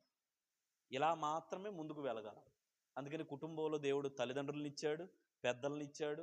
వీళ్ళందరూ అనుభవాలతో కుటుంబాలను చక్కగా నడిపించుకోవడానికి. కాబట్టి శ్రమలు ఎందుకొస్తాయనంటే కొన్ని సార్లు ఇతరులకు నేర్పించడానికి. తర్వాత మాట కూడా చదవండి. 4వది శ్రమలు ఎందుకొస్తాయంటే లోకం చెడిపోయింది గనక దానిలో నుంచి శ్రమలు ఎదురవుతాయి. లోకం చెడిపోయింది గనక శ్రమలు ఎదురవ్వడం అనంటే లోకమంతా ఇప్పుడు మంచిగా ఉందా? లేకపోతే దేవునికి వేరుగా ఉందా? వేరుగా ఉంది. లోకం మనసంతా కూడా చెడిపోయింది. ఇప్పుడు మనం బయటికెళ్ళి ఏమంటాం? ఏమంటే దేవుని గురించి 4 మాటలు చెప్తా ఉన్నానంటే కొడతాకొస్తున్నారు. అంటే ఇదెక్కడిదిది? ఇంత విపరీతకరమైన స్థితి ఎందుకొచ్చింది? లోకం చెడిపోయింది గనక. ఇప్పుడు లోకం చెడిపోయిన బాధ మనమే అనుభవించట్లేదు. జంతువులు అనుభవిస్తున్నాయి, సృష్టి అంతా కూడా అనుభవిస్తుంది. అవి తిని ప్రశాంతంగా లేవు, తిరుగుతూ ప్రశాంతంగా లేవు, ఎక్కడా కూడా ప్రశాంతంగా లేవు. ఎందుకంటే లోకం మొత్తం చెడిపోయింది. లోకంలో ఉన్నదంతా కూడా చెడిపోయింది. అందుకని ప్రభువు యోహాను సువార్తలో ఈ మాట అలా రాయించారు. లోకంలో మీకు శ్రమ కలుగుతుంది అని చెబుతూ యోహాను సువార్త 16:33 చదవండి. యోహాను సువార్త 16:33. నా యందు మీకు సమాధానం కలుగునట్లు ఈ మాటలు మీతో చెప్పుచున్నాను. లోకములో మీకు శ్రమ కలుగును, అయినను ధైర్యం తెచ్చుకొనుడి, నేను లోకమును జయించి ఉన్నాను. లోకం చెడిపోయింది కనుక లోకం ఏం చేస్తుంది? మనల్ని శ్రమ పెడుతుంది. ప్రభు ఇలా చెప్పాడు కదా, లోకం నన్ను ద్వేషించింది కనుక మిమ్మల్ని కూడా ద్వేషిస్తుంది. లోకం నన్ను శ్రమ పెట్టింది కనుక మిమ్మల్ని కూడా శ్రమ పెడుతుంది. ఎందుకంటే లోకం చీకటిది, మనం వెలుగు. చీకటికి వెలుగు సంబంధులు అంటే నచ్చరు. అందుకనే 4 మంచి మాటలు చెప్తామంటానంటే ద్వేషం. వీళ్ళు మతం ప్రకటిస్తున్నారు, వాళ్ళని హింసించడం. ఇప్పటికీ మణిపూర్లో హింసాత్మకమైన సంఘటనలు జరుగుతూనే ఉన్నాయి. ఇంకా యూపీలో ప్రతి చర్చిని కూలగొడుతూనే ఉన్నారు. ఎందుకు ఈ అక్కసు అనంటే ఇదంతా కూడా లోకం చెడిపోయింది గనక. లోకం చెడిపోయింది గనక ఒక మంచి మాట మాట్లాడడానికి కూడా భయం. ఎవరికన్నా మంచి చెప్పామనుకోండి, వాళ్ళకి ఎంత కోపం వస్తుంది. ఒకరోజు నేను స్టేషన్కి వెళ్తుంటే ఒక ఆయన ట్రైన్ వచ్చి ఆగి ఉంది. ఇంకొక ఆయన అదే ట్రైన్ ఎక్కాలి, పరిగెత్తుకుంటూ వస్తున్నాడు. ఈ లోపల ఒక ముసలాయన వెళ్ళండి త్వరగా వెళ్ళండి అని అంటున్నాడు. ఈ పరిగెత్తుకుంటూ వచ్చి ఆయన ఆ ముసలాయన దగ్గర ఆగి, నేను ఎక్కితే ఎక్కుతాను, లేకపోతే లేదు, నీకు ఎందుకు కంగారు అని అంటున్నాడు.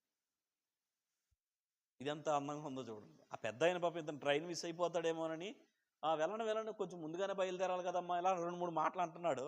అతనికి కోపం వచ్చినట్టుకుంది. అక్కడ ఆగి ఆ ట్రైన్ అక్కడే ఆగి ఉంది, ఇంకా వెళ్ళట్లేదు. ఈ ట్రైన్ మిస్ అయిపోతుంది అన్న దానికంటే కూడా అతను చెప్పిన మాట కోపం వచ్చింది ఇతనికి. నేను ఎక్కితే ఎక్కుతాను, వెళ్తే వెళ్తాను, నీకెందుకు? అప్పుడప్పుడు అనుకుంటాం కదా, మంచికి వెళ్తే చెడు ఎదురయ్యింది. సమాజం అంతా కూడా అలాగే ఉంది, లోకమంతా కూడా అలాగే ఉంది. దేవుడు ఎందుకు ఆ మాట అన్నాడనంటే లోకం నన్ను ద్వేషించింది గనక మిమ్మల్ని కూడా ద్వేషిస్తుంది.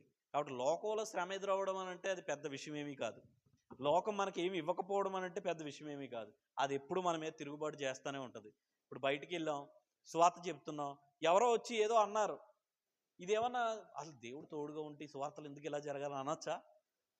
అసలు అది జరగడం కామన్. అది ఎవరన్నా ఆపడం కామను, ఎవరన్నా వచ్చి తిట్టడం కామను, ఇంకా చేసుకున్నా కూడా అందులో విచిత్రం ఏమి లేదు. దేవుడు చెప్పాడు లోకంలో మీకు శ్రమ కలుగుతుంది అని.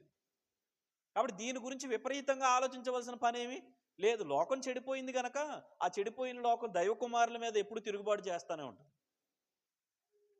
కానీ మనం ఏదైనా సువార్త ఆటంకపరచబడితే ఎంత విపరీతంగా ఆలోచించేస్తాం. అసలు ఎందుకు ఇలా జరిగింది. అది జరుగుతుంది, అది కామన్. అది జరగకపోతే విచిత్రం. కానీ ఇప్పుడు మనం సువార్త చేస్తున్నప్పుడు అపవాది ఊరుకునే ఉంటాడా? వాడు ఉండడు. వాడు ఎవరినొకరు లేపుతూ ఉంటాడు. జరగకపోతే ఆశ్చర్యం. ఇప్పుడు పౌలు గారు సువార్త ప్రకటిస్తున్నప్పుడు దొమ్మిగా వచ్చి అతని మీద పడ్డారా లేదా? పడి ఏమనుకున్నారంట, అతన్ని కొట్టి ఈడ్చుకుపోయి ఇతను చచ్చిపోయాడేమో అని అనుకున్నారంట. కానీ మళ్ళీ బట్టలు దులుపుకొచ్చి ఏ ఊళ్ళో కొట్టారో అదే ఊళ్ళోకి వెళ్ళి శిష్యుల మనసులను దృఢపరిచారు. కాబట్టి లోకం చెడిపోయింది కాబట్టి అది ఎంత విపరీతంగానైనా మనల్ని తిడుతుంది. ఇప్పుడు ఎవరన్నా సేవకుడు ఎక్కడన్నా వాకింగ్ చెప్తున్నాడు అనుకో, కొంతమంది తాగుబోతుళ్ళు వస్తారు. చాలా విపరీతంగా ఓరి వీడా మనకి చెప్పేదని అంటారు వెనక నుంచి. లేకపోతే అంటారు వీడు బతుకొని ఏదేదో మాట్లాడుతూ ఉంటారు వాళ్ళు. ఈ విన్న వాళ్ళందరూ అసలు ఈ సేవకుడు మైకెట్టుకుని అరుస్తున్న దానికంటే వాడి వాయిస్ మీద చాలా శ్రద్ధ ఉంటుంది వీళ్ళకి. ఏమనంటారు, వాడు ఏదన్నా తాగుబోతు మైకోలో ఏదైనా విపరీతమైన పదం ఆడాడు అనుకోండి, అసలు వాడు అలా అన్నాడని ఉంటే ఈయన కూడా అలాంటి వాడు అయ్యని ఉంటాడు అనుకుంటా. ఆ తాగుబోతు మాటలు బలి పట్టించుకుంటారు వీళ్ళు. ఇవన్నీ సర్వసాధారణం. వాటి మీద మనం ఏమి పెద్దగా దృష్టి పెట్టవలసిన పని ఏమీ లేదు. అదేమీ పెద్ద అవమానంగా ఫీల్ అవ్వాల్సిన పని కూడా ఏమీ లేదు. ఎందుకంటే సువార్తకి ఎప్పుడూ లోకం తిరుగుబాటు చేస్తూనే ఉంటుంది. సువార్త పట్ల ఎప్పుడు లోకం వేరుగా ఆలోచిస్తూనే ఉంటుంది. ఎవరినొకరిని పంపిస్తాడు వాడు. వ్యక్తులను పంపిస్తాడు, లేకపోతే ఏదో ఒక శక్తిని ఉపయోగిస్తాడు, లేకపోతే ఆ మీటింగ్ గందరగోళం చేయడానికి ఏదో ఒకటి చేస్తాడు. ఏదో ఒక అల్లరి, ఏదో ఒక విధానం ద్వారా వాడు ఆపాలను చూస్తాడు. ఎందుకంటే లోకం చెడిపోయింది కనుక లోకంలో నుంచి మనకు సమాధానం వస్తుందని మనం ఎక్స్పెక్ట్ చేయకూడదు. నేను మీటింగ్ పెడుతున్నానంటే లోకమంతా కలిసి, లేకపోతే ఆ చుట్టుపక్కల అందరూ కలిసి పెట్టండి అని అంటారని మనం ఎక్స్పెక్ట్ చేయకూడదు. మనం ఏం ఎక్స్పెక్ట్ చేయాలంటే, దేవా ఇక్కడ ఎంత తిరుగుబాటున్నా ఉండనివ్వండి, మీరు మాకు కృపను అందించండి. కాబట్టి వాళ్ళు ఒకవేళ శ్రమ పడితే అపోస్తులు ఇలా ఎంచుకునేవారు, ఈ శ్రమ పొందుటకు మేము యోగ్యులమని ఎంచుకుని వెళ్ళిపోయేవారంట. అది శ్రమల్లో ఆలోచించవలసిన విధానం. కాబట్టి లోకం చెడిపోయింది కనుక మనకు శ్రమ కలుగుతుంది, దాని గురించి ఏం విపరీతంగా ఆలోచించవలసిన పని లేదు. 5వది దేనికోసం వస్తాయి? దేవుని మహిమ కొరకు. దేవుని మహిమ కొరకు కూడా శ్రమలు వస్తాయా? అవును, కొన్ని శ్రమలు దేవుని మహిమపరచవచ్చు. బెస్ట్ ఎగ్జాంపుల్స్ 2 చెప్తాను చూడండి బైబిల్లో నుంచి. మొదటి యోహాను సువార్త 9వ అధ్యాయంలో చూడండి, మొదటి 3 వచనాలు.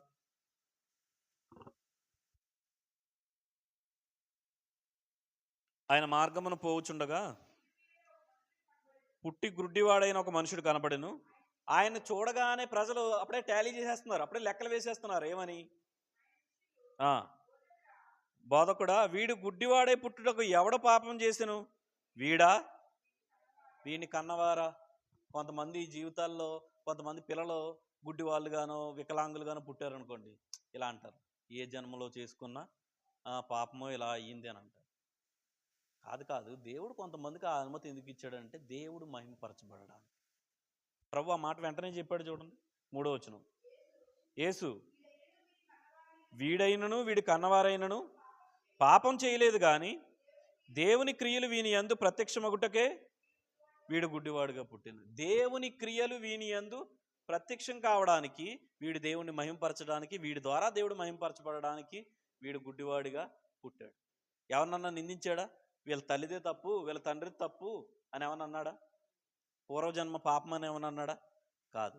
ఇది ఎందుకోసం వచ్చిందనంటే దేవుణ్ణి మహింపరచడానికి వచ్చింది.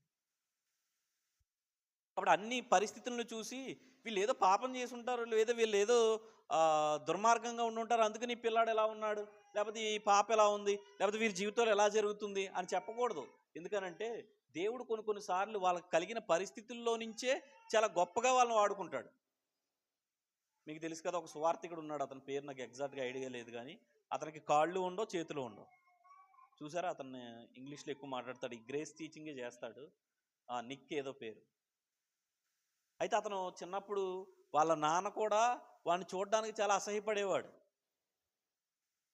చాలా అసహించుకునేవాడు.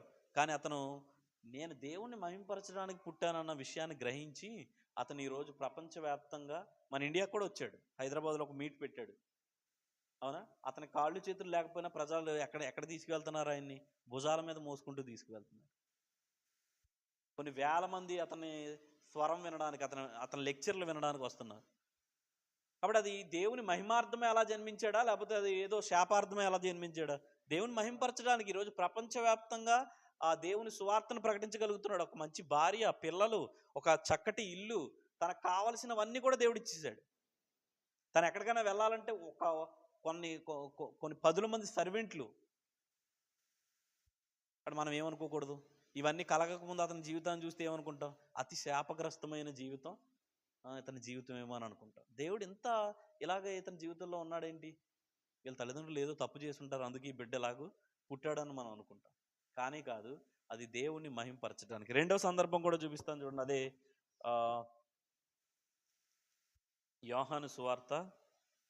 ఇప్పుడు 9వ అధ్యాయం చదివాం కదా, 11వ అధ్యాయంలోకి వద్దాం. 11వ అధ్యాయంలో 3వ వచనం చదవండి.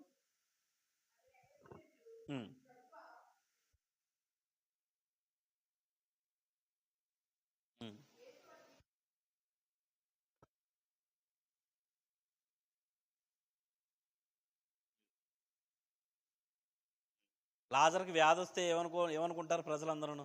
ప్రభు ప్రతిసారి వీళ్ళింటికి వస్తాడు కదా, ఎక్కడ ఏది జరిగినా కూడా ప్రభు ఈ చుట్టుపక్కల నుంచి వెళ్తున్నాడనంటే ఖచ్చితంగా ఎవరింటికి వెళ్తాడు? మార్త మరియల ఇంటికి వెళ్తాడు. మరి అలాంటి ఇల్లులో ఉన్న లాజర్ రోగి అవ్వడం అంటే ఖచ్చితంగా ఏదో ఉంది. అయితే వీళ్ళన్నా రాంగ్ అయి ఉంటారు, ఆ ప్రభు ఆ బోధ అయినా తప్పుడు బోధ అయి ఉంటుంది. అందుకనే కదా మరి ప్రభు వచ్చి కుటుంబం అంటే వీళ్ళు బాగోవాలి కదా. వీళ్ళు బాగోలేదంటే వీళ్ళ తప్పు, వీళ్ళ దగ్గరికి వస్తున్న ప్రభు తప్పు. కానీ ప్రభు ఏమన్నాడు? ఇది మరణం కోసం వచ్చినది కాదు, దీని ద్వారా దేవుడు మహింపరచబడబోతున్నాడు అన్నాడు. అంటే ఆ శ్రమ మహిమ కోసం వచ్చిందా, మరణం కోసం వచ్చిందా? మహిమ కోసమే. ఆ శ్రమ వల్ల ఎంతమంది దేవునిలోనికి చేర్చబడ్డారు? ఇలా ఉంది ఆ తర్వాత వచ్చిన వాళ్ళు. అనేకులు ప్రభువును, ఆయనతో పాటు ఆయన తిరిగి లేపిన లాజర్ను చూడవచ్చి అనేకులు విశ్వాసం ఉంచారు. ఆ పదాలను చదువుతారా?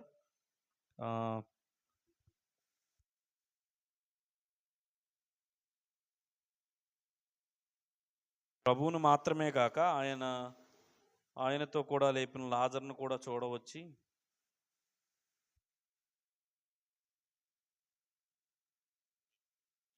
ఈ సువార్తలో కాదనుకుంటా, నేను చూపిస్తాను. అయితే లాజర్ను కూడా చూడడానికి వచ్చి చాలామంది ఏం చేయబడ్డారంటే బలపరచబడ్డారు. వారందరూ కూడా విశ్వాసంలో స్థిరులయ్యారు. అప్పుడు ఆ కార్యం ఎందుకు జరిగింది? దేవుని మహిమార్థమే జరిగిందా, లేకపోతే అదేదో శోధన కోసం జరిగిందా? దేవుని మహింపరచడానికి జరిగింది. అతను కూడా గుడ్డివాడికి ఎందుకు పుట్టాడు? దేవుని మహింపరచడానికి. ఇది 5వది. 6వది కూడా చూద్దాం చూడండి. శ్రమ ఎందుకు వస్తుందనంటే క్రమశిక్షణలో భాగంగా శ్రమ వస్తుంది. దేవుడు కొన్నిసార్లు తన పిల్లలకి క్రమశిక్షణ నేర్పించడానికి కూడా వాళ్ళ క్రమం తప్పిపోతున్నప్పుడు దేవుడు వాళ్ళకి శ్రమను అనుమతిస్తాడు. ఎందుకు? ఆయన మన తండ్రి కదా, ఆయనకు బాధ్యత ఉండదా? ఒరే, నువ్వు ఈ నిర్ణయం తీసుకుంటున్నావు కానీ ఇది నీకు సరైన నిర్ణయం కాదు, దీని నుంచి తప్పించాలంటే దేవుడు ఏం చేస్తాడు? కొన్ని పరిస్థితుల్ని అనుమతిస్తాడు. మీరు హెబ్రీయులకు రాసిన పత్రికలో చదివితే 12వ అధ్యాయం 7వ వచనం చదవండి. 12వ అధ్యాయము 7, 8 వచనాలు.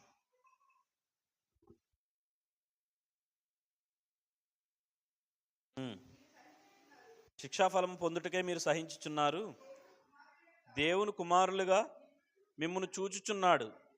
తండ్రి శిక్షింపని కుమారుడు ఎవరు? ఎందుకు శిక్షిస్తున్నాడంటే మనల్ని కుమారులుగా చూస్తున్నాడు కనుక, క్రమశిక్షణ చేయడానికి, లేదా మనల్ని సరైన మార్గంలో పెట్టడానికి.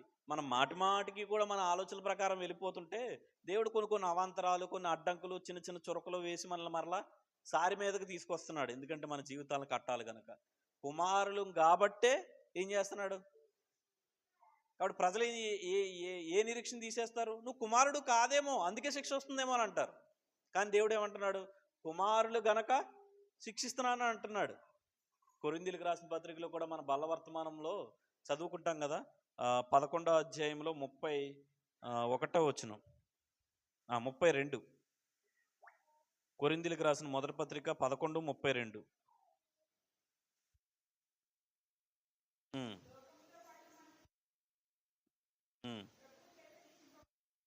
మనకి లోకంతో పాటు శిక్ష కలగకుండా ఉండడానికి దేవుడు ఏం చేస్తున్నాడనంట? ప్రభు మనల్ని శిక్షిస్తున్నాడు. అప్పుడు ఇది మంచిదా చెడ్డదా?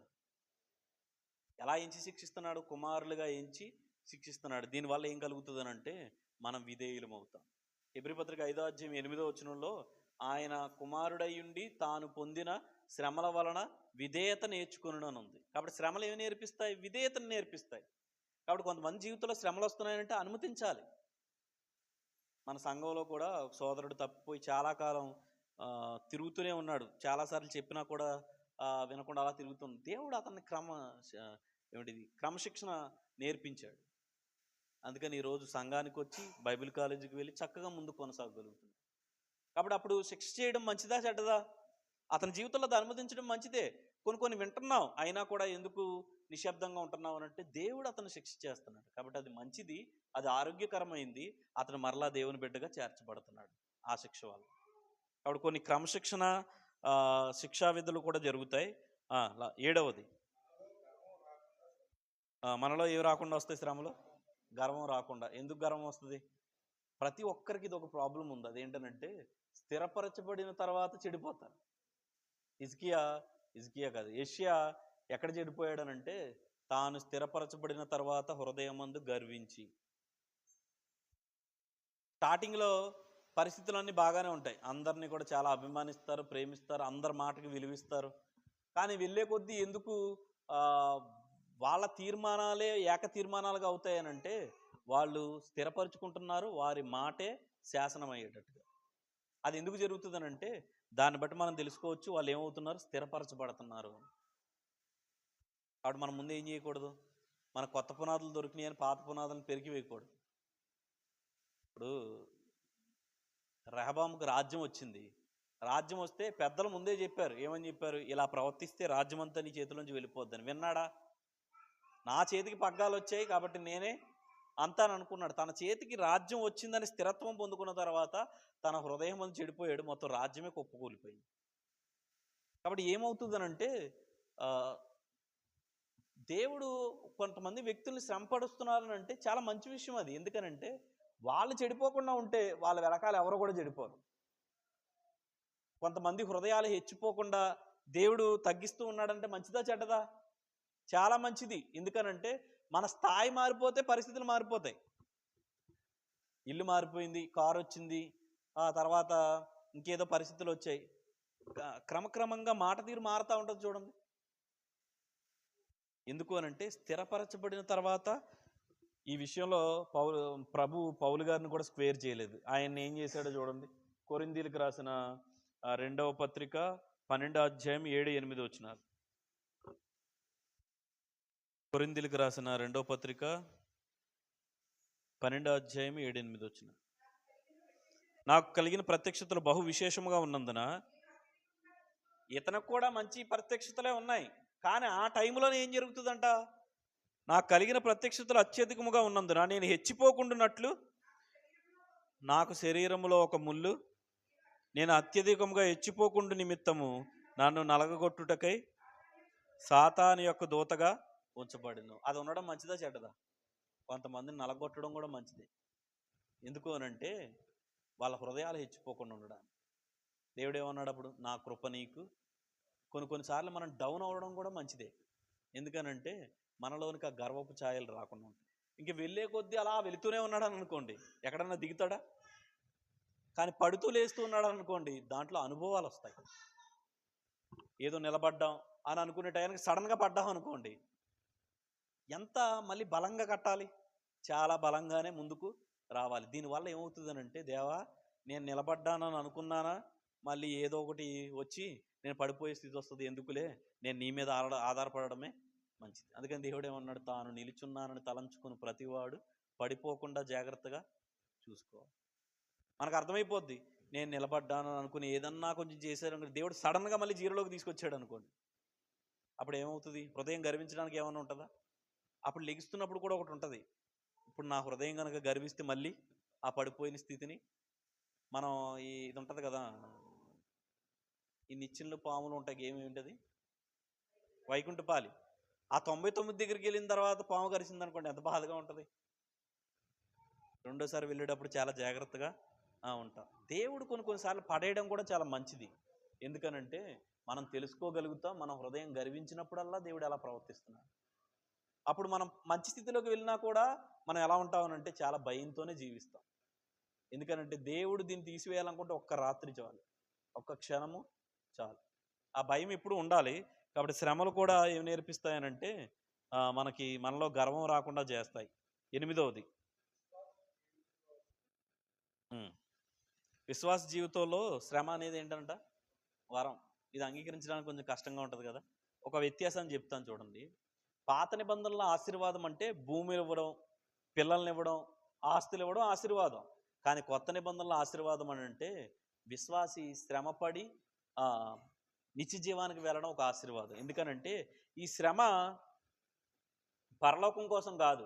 ఈ శ్రమ మనం పడే కొద్దీ మన స్వాస్థ్యం పెరిగిద్ది. అక్కడ స్వాస్థ్యాన్ని సంపాదించుకునే ఆ శ్రమ ఇది. మన ఎదుటివాడికి స్వార్థ చెప్తున్నాం, వాడు తిడుతున్నాడు, ఏదో చేస్తున్నాడు. ఈ శ్రమ ఎందుకనంటే పరలోకం కోసం కాదు. వాడు ఎంత మనల్ని ఇబ్బంది పెడుతున్నాడో అంత స్వాస్థ్యం పెరుగుతుంది. మన సువార్తలో ఎంత నలిగిపోతున్నామో అంత స్వాస్థ్యం పెరుగుతుంది. వాడు స్వాస్థ్యం పెంచుకోవడం చిన్న విషయమా, లేకపోతే అది చాలా గొప్ప విషయమా? చాలా గొప్ప విషయం. ఎంత గొప్ప విషయమో చెప్పమంటారా? ఆ స్వాస్థ్యం పెరగడానికి మనం శ్రమపడే రీతి కొన్ని రెట్లు ఉంటుంది. స్వాస్థ్యం పెరగడం, మనం గుక్కెడి చన్నీళ్ళు ఇస్తే 100 రెట్లు అని అంటే, మనల్ని ఎవరన్నా ఇబ్బంది పెడితే అది ఇంకా రెట్టింపు స్వాస్థ్యాన్ని మనకి ఇస్తుంది పరలోకాలు. ఎందుకంటే బైబిల్లో కూడా ఈ మాటలు ఉన్నాయి. అపోస్తుల కార్యాలు 14వ అధ్యాయంలో ఇందాక చదివాం కదా, 22వ వచనం చదవండి. ఇందాక మనం వాక్య భాగంగా చదివిన మాట.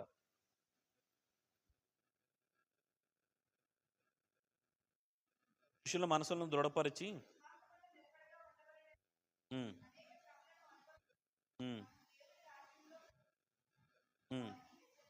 ఎలా అంట అనేక శ్రమలను అనుభవించి దేవుని రాజ్యంలో ప్రవేశించాలి. రాజ్యంలో ప్రవేశించిన తర్వాత శ్రమ పడిన వాళ్ళందరినీ ఏమంటాడంటే విశ్రాంతి తీసుకోండి అని. మీ కొరకు సిద్ధపరచబడిన, నిజంగా మనం కష్టపడి పరలోకాన్ని దేవుడు ఇచ్చాడు. ఆ పరలోకంలోనికి వెళ్ళిన తర్వాత మనం కష్టపడిన దానికి దేవుడు ఏర్పాటు చేసిన ప్రతిదీ చూస్తే ఎంత బాగుంటుంది. ఇప్పుడు కష్టపడిన వాడికి ఆ కష్టార్జితంతో వచ్చిన ప్రతిఫలం అనుభవించడం బాగుంటుంది అంటారా? సులభంగా వచ్చిన వాడు అనుభవించడం బాగుంటుందని అంటారా? కష్టపడిన వాడికే ఆ అనుభవిస్తున్నప్పుడు ఆనందాన్ని పొందుకోగలుగుతాడు. ప్రతిదీ చూసి ఇది ఇది పెట్టేటప్పుడు ఇంత నేను ఇబ్బంది పడ్డాను కదా, కానీ ఆ రోజు దేవుడు నాకు సహాయం చేశాడు కాబట్టి ఇది ఇలా డిజైన్ చేయగలిగాను, ఈ ఈ వస్తువులు కొనగలిగాను. ఈ వస్తువు ఇక్కడ పెట్టినట్టుగా కనపడుతుంది, కానీ ఇది పెట్టేటప్పుడు నేను ఎంత ఇబ్బంది పడ్డాను అది చూసినప్పుడల్లా అతనికి గుర్తొస్తుంది. దాన్ని అనుభవిస్తున్నప్పుడల్లా కూడా అతను తృప్తి చెందగలుగుతాడు. అతను తింటున్నప్పుడు కూడా ఆహారం అతనికి చాలా తృప్తికరంగా ఉంటుంది. కాబట్టి మన స్వాస్థ్యాన్ని పరలోకంలోకి వెళ్ళి ఇక్కడ ఏమీ చేయకుండా అక్కడికి వెళ్ళి ఆ స్వాస్థ్యాన్ని అనుభవించడం అంటే అది యోగ్యం కాదు. కానీ శ్రమ పెట్టబడిన వారు స్వాస్థ్యాన్ని పొందుకున్నప్పుడు దేవుడు ఇలా అన్నాడు, మీ శ్రమలు ముగించబడ్డాయి, విశ్రాంతిలోనికి రండి అని అంటాడు. ఇక్కడ మనం పడుకుని ఉన్నాం అనుకోండి, అక్కడ దేవుడు విశ్రాంతిలోనికి రానంటే మనకు పెద్ద తేడా ఏమన్నా తెలుస్తుందా? కానీ ఇక్కడ మహాశ్రమల గుండా మన సువార్తలోను మన సోదరుల ద్వారా ఈ పరిచర్యలో ఇవేవి శ్రమల కాలంలో ఉండేంత శ్రమలైతే కాదు. వీటినే దేవుడు గొప్ప యోగ్యంగా మనకు మార్చిపోతుంది. కాబట్టి ఒక వరం, నువ్వు పడుతున్న ప్రతి శ్రమ కూడా ధనముగా మార్చబడి పరలోకంలో నీకు అది చేర్చబడుతుంది. కాబట్టి ఇక్కడ ఎక్కువ ఎవరు ప్రయాసపడతారో అక్కడ వాళ్ళకి అంత ఉన్నతమైన లగ్జరీ స్థితిని ఇవ్వబోతున్నాడు దేవుడు. అప్పుడు అక్కడికి వెళ్ళిన తర్వాత ఎలా అనిపిస్తుంది? వారి శ్రమ దినములు ముగిశాయి, వారి విశ్రాంతి గొర్రెపిల్ల విందులోనికి. మనం వెళ్ళగానే దేవుడు విందు పెట్టాడు చూడండి. విందంటే ఏంటి? సంతోషించేదా, బాధపడేదా? అంటే వెళ్ళగానే ఏంటనంటే ఒక నిజమైన విందులో పాల్గొను. ఇప్పుడు కష్టార్జితం ఇలా అంటారు కదా, కోటి విద్యలు కూటి కొరకే అని అంటారు కదా. అంటే కోటి విద్యల ద్వారా కష్టపడేది దేనికోసం? కూటి కొరకే కదా. దేవుడు అలాంటి ఒక విందుని ఏర్పాటు చేశాడు మన కోసం. అందుకని మనం వెళ్ళగానే గొర్రెపిల్ల విందులోకి వెళ్తాం. మీరు చూడాలనుకుంటున్నారా?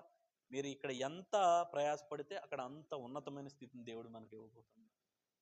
30 అంతలు 60 అంతలు 100 అంతలు అన్నాడు కదా. పరలోకంలో అల్పుల స్థానంలోకి వెళ్ళడానికి కాదు మనం ప్రయాసపడవలసింది, పరలోకంలో గనుల స్థానంలోకి వెళ్ళాలి. ఎందుకంటే ఆ స్థాయి ఎప్పటికీ ఇక్కడ స్థాయిలో ఉన్న మార్పులు వస్తాయేమో కానీ అక్కడ స్థిరపరచబడిన స్థాయి జీవితాంతం అలాగే ఉంటుంది. అప్పుడు అక్కడ రేకుల షెడ్ ఉండాలా, మంచి ఇల్లే ఉండాలి. ఇలా అన్నాడు కదా, మీకు స్థలములు సిద్ధపరచ, మీకు నివాసములు సిద్ధపరచ వెలుచున్నారు. విచిత్రం ఏంటో చెప్పమంటారా? ఇక్కడ ధనవంతుడిగా ఉన్న ఆయనకేమో అక్కడ ప్లేస్ లేదు, కానీ ఇక్కడ దరిద్రుడిగా ఉన్న లాజర్కేమో అక్కడ ఒక మంచి ప్లేస్ ఉంది. కాబట్టి ఈ శ్రమలు ఏమీ కూడా ఎన్నదగినవి కాదు. మీరు ఇంకా బైబిల్లో చూస్తే తిమోతిలకు రాసిన 2వ పత్రిక 3వ అధ్యాయం 12వ వచనం చదవండి.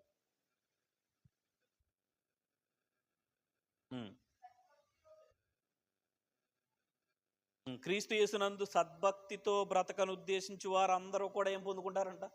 ఈ ఒక్క మాట చాలు కదా. ఈ తిమోతిలకు రాసిన పత్రిక, సంఘానికి రాసిన పత్రిక ఏమంటున్నాడు? క్రీస్తు యేసునందు సద్భక్తితో బ్రతకను ఉద్దేశించి వారు అందరూ కూడా శ్రమ పొందుకుంటారు. కానీ దీన్ని దేనికోసం ఎంచకూడదు? నేను ఈ శ్రమ పడ్డాను కనుక దేవుడు పరలోకం ఇస్తాడని కాదు. ఈ శ్రమల ద్వారా దేవుడు నాకు బహుమానం ఇవ్వబోతున్నాడు. బలా మంచి దాసుడా, నమ్మకంగా జీవించావు, బ్రతుకు చక్కగా బ్రతికావు, ఇదిగో నీ జీతం అని అంటాడు. ఈ కష్టానికి ప్రతిఫలంగా వచ్చేది.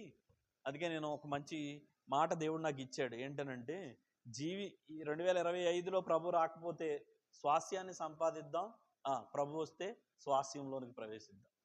ఈ రెండే గురి. జీవించామా స్వాస్యాన్ని సంపాదించాలి, ప్రభు వచ్చాడా స్వాస్యంలోనికి ప్రవేశించాలి. ఇది గురిగా పెట్టుకుంటే పరలోకంలో మనం స్థానాన్ని నిశ్చయింపరుచుకుంటాం. క్రీస్తు యేసునందు సద్భక్తితో బ్రతకను ఉద్దేశించి వారందరూ హింస పొందుదురు. ఇప్పుడు ప్రజలు ఏమనుకుంటున్నారు? అసలు అనుమానం అంతా ఎవడి మీద? హింస పొందేవాడి మీద, హింస పొందనవాడి మీద. అనుమానం అంతా కూడా హింస పొందేవాడి మీదే.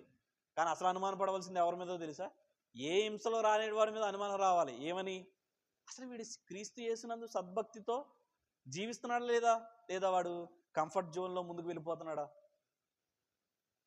కాబట్టి లోకమేమో శ్రమ పడేవాడి మీద అనుమానం పడుతుంది. కానీ దేవుడు అంటున్నాడు, వీడు శ్రమ పడట్లేదంటేనే వీడి మీద అనుమానించాలని అంటున్నాడు. క్రీస్తు యేసునందు సద్భక్తితో బ్రతకను ఉద్దేశించి వారందరూ హింస పొందుదురు. రోమపత్రిక 8వ అధ్యాయం 17వ వచనం కూడా చదవండి.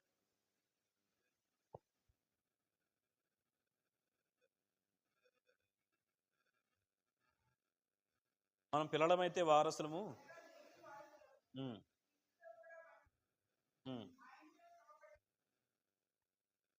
ఆయనతో కూడా శ్రమపడిన ఎడల క్రీస్తు తోడి ఎప్పుడవుతాం? క్రీస్తు తోడి వారసులము. ఆయనతో కూడా ఇలా అన్నారు పౌలు గారు, క్రీస్తు సిలువలో కొదువైన శ్రమలు నా శరీరం ముందు నేను భరించుచున్నాను, ఇంకెవడు నన్ను బాధ పెట్టద్దు అని అన్నాడు.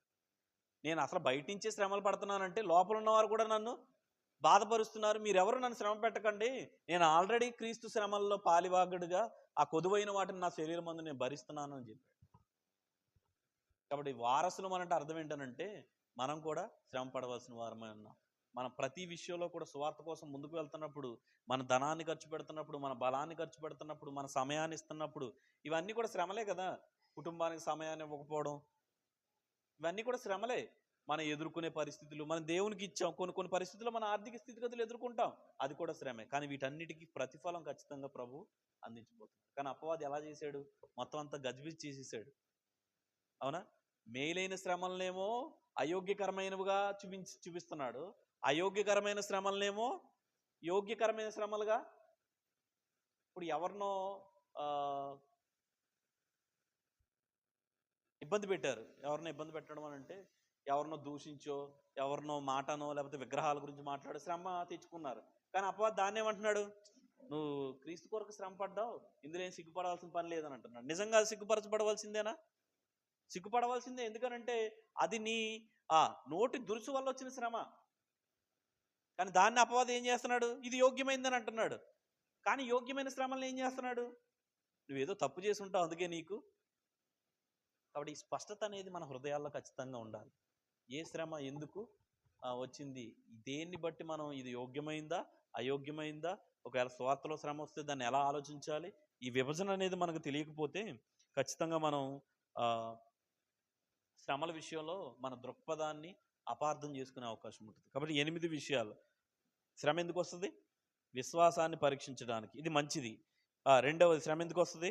మనం చేసుకునే పనులను బట్టి వస్తుంది, ఇది చెడ్డది. శ్రమ ఎందుకు వస్తుంది? మనం ఇతరులను ఆదరించడానికి వస్తుంది, ఇది కూడా మంచిది. శ్రమ ఎందుకు వస్తుంది? నాలుగవదిగా, లోకం చెడిపోయింది కనుక దానిలోని శ్రమ వస్తుంది. దీన్ని అర్థం చేసుకుంటే ఆదరించబడతాం, దీన్ని అర్థం చేసుకుంటే ధైర్యం వస్తుంది, దీన్ని అర్థం చేసుకుంటే ముందుకు వెళ్తాం. ఐదవది, దేవుని మహిమ కొరకు వస్తుంది. నేను దేవుని మహిమపరచడానికి దేవుడు నాకు ఈ శ్రమ ఇచ్చాడని అనుకుంటే నువ్వు ధైర్యంగా దాన్ని ఎదుర్కోగలుగుతావు, దాని ద్వారా దేవుని ఖచ్చితంగా మహిమపరచగలుగుతావు.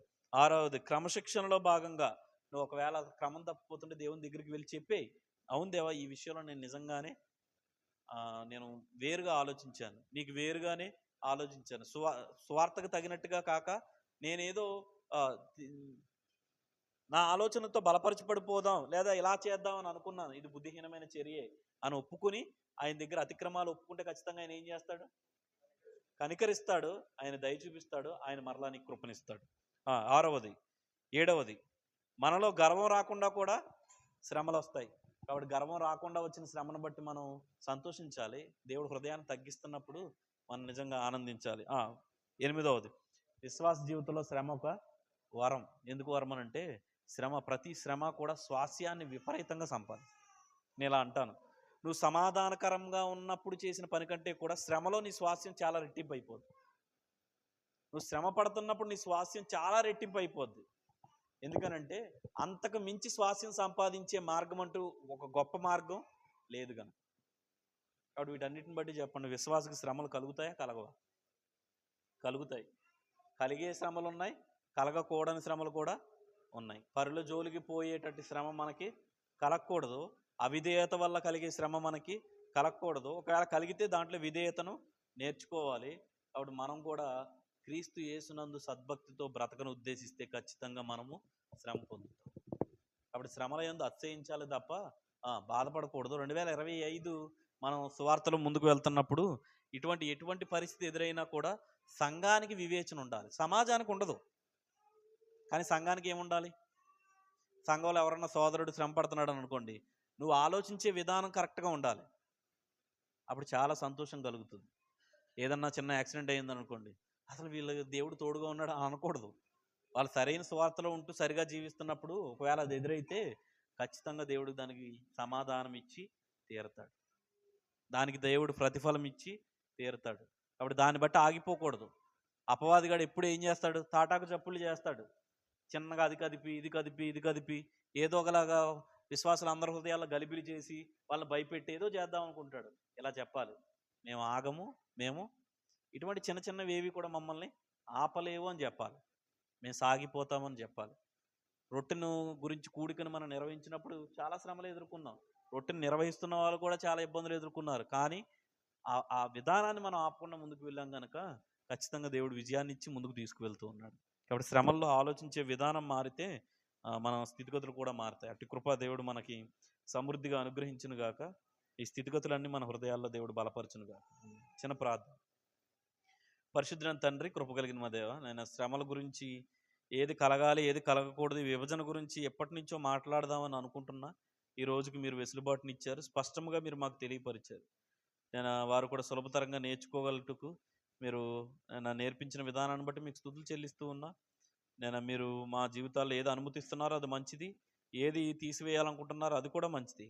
కాబట్టి మేము నేర్చుకున్న ప్రతి విషయాన్ని హృదయం మందు మరొకసారి ధ్యానించుకోగలుగుటకు, సంఘంలో జరుగుతున్న ప్రతి స్థితిని కూడా విశ్వాసంతో చూడగలుగుటకు, దాన్ని పరీక్షించి దాన్ని అర్థం చేసుకోగలుగుటకు కృపను అందించమని, ఏ ఒక్కరి హృదయాలు తొందరగా గలిబిలి అవ్వకుండా, తొందరగా వారి హృదయాల్లో అనాలోచన విషయాలు రాకుండా వివేచించి ప్రతిదాన్ని తెలుసుకునే కృపను ధన్యతను సంఘంలో ఉన్న బిడ్డలందరికీ దయచేయమని ప్రభు అయిన యేసుక్రీస్తు నామములో స్తోత్రించి ప్రార్థించి మనవులు సమర్పించి పొందుకుంటున్నాం పరమ తండ్రి.